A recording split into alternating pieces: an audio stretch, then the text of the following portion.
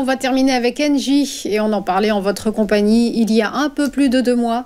On évoquait alors une bonne dynamique pour le groupe énergétique français. Alors question Daniel, est-ce toujours d'actualité ? Eh bien, si on se remet il y a 2 mois, effectivement, la situation était favorable, qui a permis à Engie de toucher un sommet dans la zone un peu au-delà des 16 euros. Et depuis, eh bien, on a une consolidation en 2 temps. D'abord, on a touché donc cette zone de sommet fin août, début septembre. On est venu toucher une zone support à 15,28 € au début du mois d'octobre. On est revenu tester la zone du sommet. Et là, on a ouvert un gap baissier dans la zone des 15,90 €, 16 €. Et là, on a clôturé hier sur un niveau de support majeur.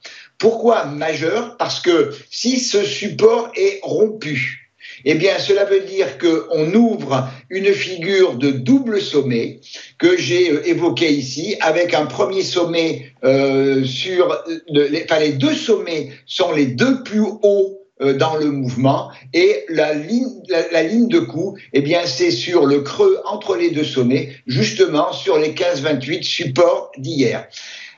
L'ouverture ce matin est négative. On casse cette zone support et on est actuellement au contact du gap haussier qui a été ouvert début août entre 15,03 € et 15,05 €. Donc, contrairement aux 2 actifs précédents, j'ai une vision baissière négative sur Engie. Le premier niveau à essayer de tenir, c'est justement le niveau du gap haussier à 15,03 €. En cas d'échec sur la tenue de ce gap,